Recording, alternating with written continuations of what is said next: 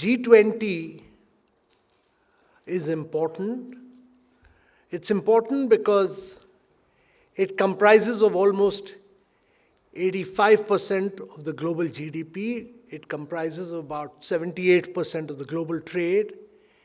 It used to comprise of almost 2/3 of the global population.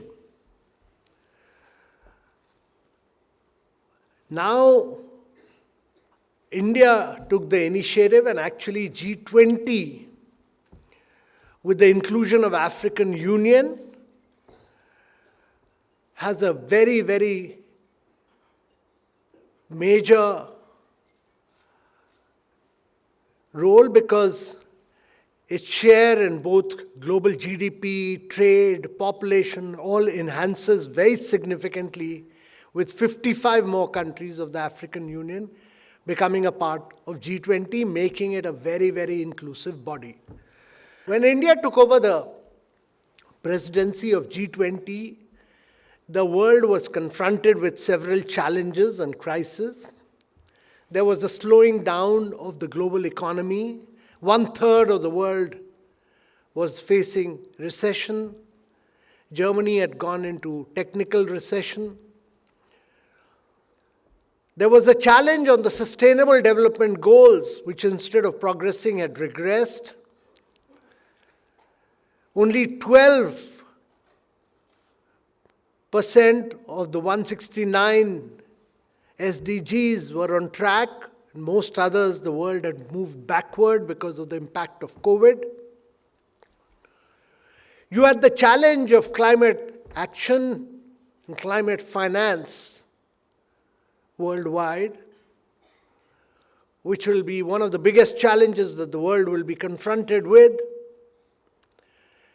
There was a challenge of global institutions, the IMF and the World Bank, which were constituted in the post-Bretton Woods period, post-World War II era, and they are not aligned with either the SDG goals or with the climate finance objectives. And therefore, how to take them forward in today's era was a big challenge. There was a challenge of a global debt crisis, with 75 countries of the world facing a global debt crisis. And on top of all this, there was a geopolitical crisis with the Russia-Ukraine war going on for over about a year and a half. And in the midst of all this, India took over the presidency. The Prime Minister, who was the leader of G20, his objective was that India must have a presidency which is inclusive, which is ambitious, which is decisive, and which is action-oriented. Normally, when G20s are held in different countries, they are held in either one city, which is the capital city, or two cities. The Prime Minister's objective was that we should not make G20 an elitist presidency, but make it a people's presidency by taking it to all the states of India. And that means that we hosted the G20 in 60 cities of India, and if you include the cities where we took the delegates, over 100 cities of India were included. And therefore we used this opportunity to improve the drainage, the sewage, the solid waste in all these cities, and actually made the states a very key participant in the G20. We also used the G20 to promote the local culture of the states. Nothing was imposed from Delhi. So all the local art and cultural forms were promoted. We used this opportunity to promote the local one district, one product, all the local handicrafts and handlooms. And therefore, we brought them center stage.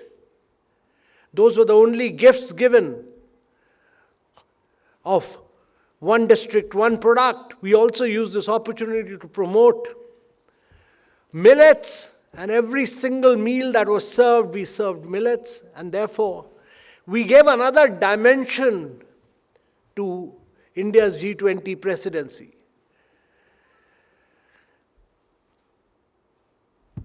What was very important was that we brought a unique Indian flavor to the G20 presidency.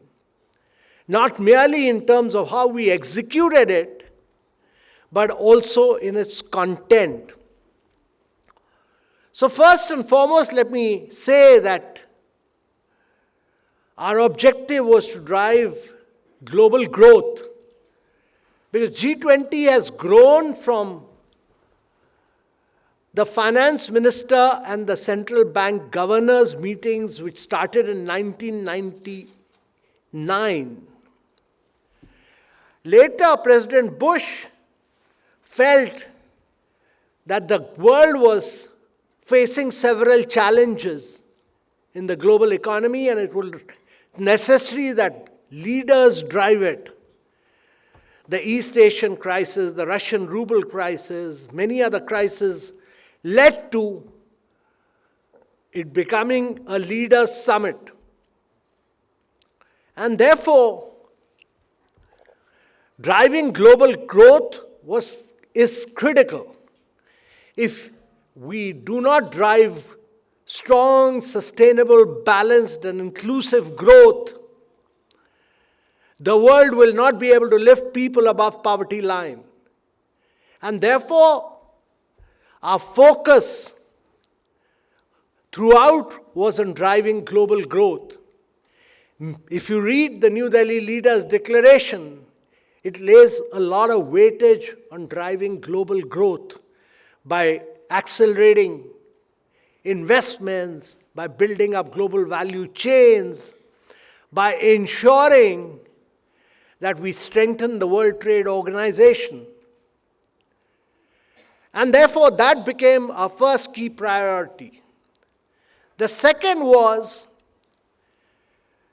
that in a world which has seen the impact of COVID, we drive acceleration of the Sustainable Development Goals.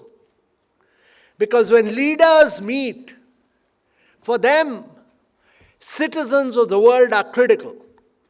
And therefore, we focused, India's presidency focused on building an action plan for SDG up to 2030. So we came up with a 7-year action plan which was accepted by all the countries, that there should be acceleration on the Sustainable Development Goals so that we can improve the quality of life of citizens, improve learning outcomes, health outcomes, ensure that we are able to lift vast segments of population above poverty line. And therefore, a specific action plan on Sustainable Development Goals forms a very integral part of India's G20 presidency, which will now be taken forward by the United Nations. Thirdly, we've brought consensus on a Green Development Pact.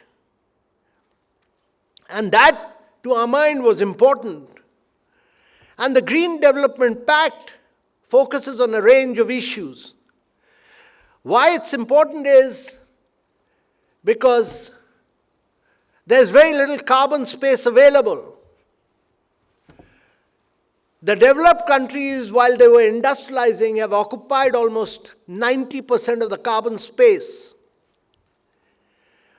Only 10% of the carbon space is left for developing countries as they begin their process of industrialization.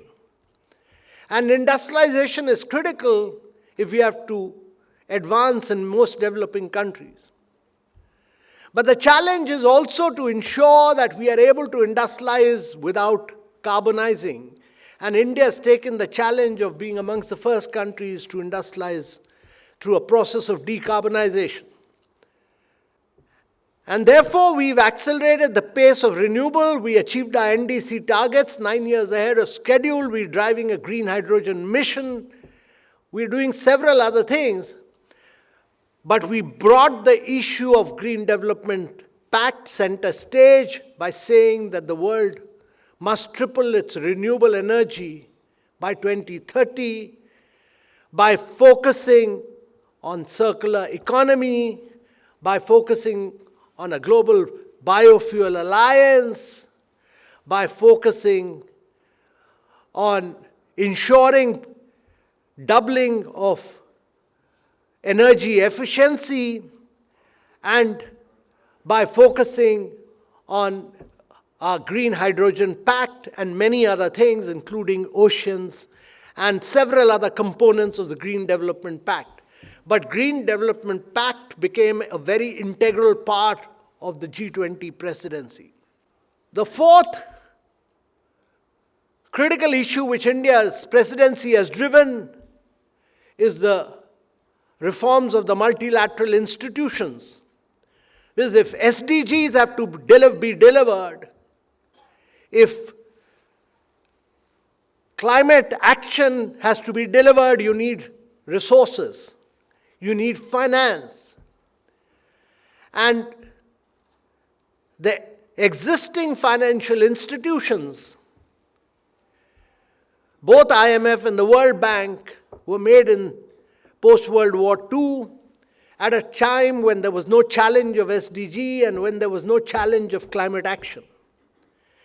And therefore, India constituted a committee led by Mr. N.K. Singh and Larry Summers, which has laid down a very clear action plan for reforms of these multilateral institutions in terms of their ability to raise resources through private sector, through blended finance, through using first loss guarantees, through using the instrument of MEGA and many others.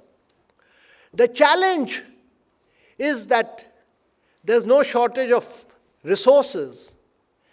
There's almost $300 trillion available with private institutions. Almost $150 trillion are available with sovereign funds and pension funds. They all want to invest for climate action and SDGs. But the risks of developing countries are very different from the risks of the developed world. And therefore, you are able to raise resources at 2% in Europe and America. You do that at about 8% in India. You do that at about 16% in Africa and at about 22% in sub-Saharan countries. The reason for that is that the risks of developing countries are many more.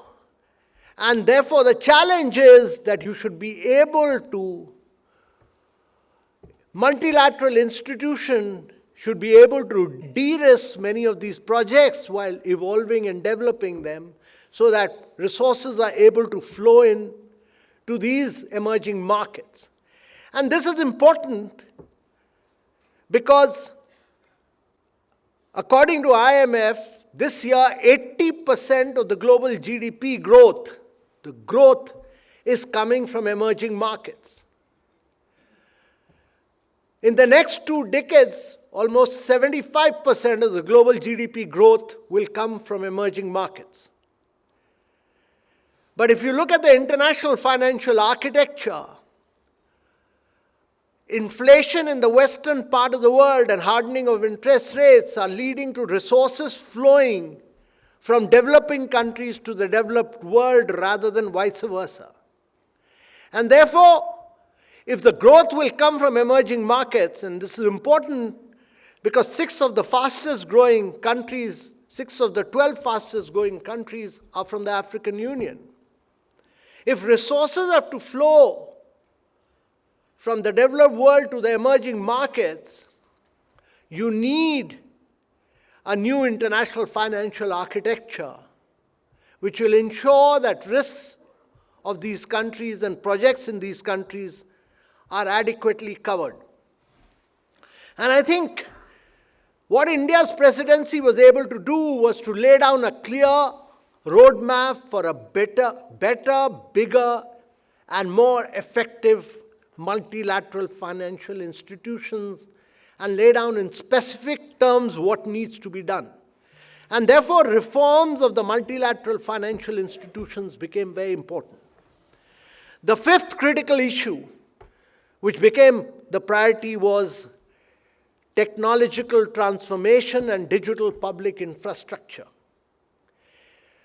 And this was important because if you look at the last 2 decades, most of the technological transformation that has happened because of big tech in America. That is because of Google, Facebook, Amazon, and Meta, and all the big tech companies. And in China, it's happened because of Tencent and Alibaba. But these organizations have used citizens' data, access them, use the power of machine learning and artificial intelligence to drive their growth. India used a very different methodology, which was to create digital public infrastructure where the public interest layer was created by the government, and on top of which we've allowed private sector to compete. So 1.4 billion people have digital identity. On top of that, we created bank accounts, and between 2015 and 2017, we opened 550 million bank accounts. When we started opening bank accounts, only 18% of the women had bank accounts. Today, 96% of the women have bank accounts. Every second bank account opened in the world was opened in India during that period. And then we linked up both the digital identity and the mobile number with these bank accounts, which has enabled India to do fast payments. And today, India does 48% of the real-time fast payments in the world. 48% of all the fast payments that take place, 48% of them happen in India. We do 11x of the fast payments of what America and Europe do together. We do 4x of what China does in India. And from fast payments, then you had a number of new Indian startups like MobiKwik, Pine Labs, etc., which started using credit history of these transactions to provide credit to citizens. And then you had another set of startups which started using the power of digital technology and our ability to do transactions on the go on mobile to take wealth creation to Tier 2, Tier 3 cities and rural areas. And you had a range of young startups like Zerodha, Grow, Upstock, which took the stock market into these Tier 2, Tier 3 cities, and almost 35% of the stock market is being controlled by young startups, all on the power of mobile, which is being used in Tier 2, Tier 3 cities. And then you had another set of young startups like Digit and Acco, which started providing insurance on the go on mobile. And when I was growing up, it used to take me a long time to get an insurance policy from LIC, but they provide insurance, all kind of insurance, in less than a minute. So what India has seen is the evolution of technology on the back of digital payments, and India is the only country where PhonePe competes with Google Pay, WhatsApp competes with Paytm in the market space. 40 apps are competing with each other. So what India demonstrated is that there should be a public interest layer on top of which private sector can compete and innovation can take place. This was open source, open API, And this was interoperable. And therefore, the innovation was much more faster, quicker, rapid, unlike the Western part of the world and unlike what China had done. And therefore, driving digital public infrastructure became our key priority, because we feel that if you have to transform lives of citizens, not merely through payment, through insurance, through credit, through opening up education, through Diksha and Swayam, through better health, digital technology will be the key. And if countries of the global south have to leapfrog, then technology and digital public infrastructure will become the key. When we started our presidency, very few people knew about digital public infrastructure. It has taken us 1 year of hard work in G20 to convince all countries, including China, that digital public infrastructure is the way forward, and that was accepted. The definition, the framework of digital public infrastructure, what India had done, the evangelization of what India had achieved could be done during G20, and therefore the principles of digital public infrastructure has now been accepted by every single country of G20. And that is now how the world will grow and prosper in future to our mind. The other key priority, lastly, was the Prime Minister's own objective of women-led development, because he had the strong belief that women will be critical, and if 50% of the population of the world comprises of women, you cannot grow and expand without reducing labor force participation gap, without a huge focus on improving women's learning, improving their learning outcomes, improving their health outcomes, by addressing the gender digital divide, and by ensuring that women are put into leadership position. And therefore, that became a key priority. But one of India's key significance achievement during G20 has been its ability to create a more inclusive world. And by pushing for ensuring that we are able to ensure that African Union becomes a permanent G20 member. And that, to my mind, one of the lasting images of G20 will be the Prime Minister of India welcoming the African Union President as a permanent member of G20, and that has been a lasting contribution of India to this and making it a far more inclusive world. So while we were able to push many of these issues, there were several challenges on climate, there were several challenges on energy, there were several challenges on the geopolitical para which related to the Russian-Ukraine crisis. All that I would like to say is that we were able to navigate, we were able to bring in consensus on almost all the 83 paras, which meant a total of about 87 outcomes and about 118 documents. So we were able to bring consensus on about 205 issues confronting the world. 205 issues confronting the world, consensus on every single word, every single letter is negotiated, fought for. Multilateralism is all about bringing consensus. Multilateralism had taken a retreat.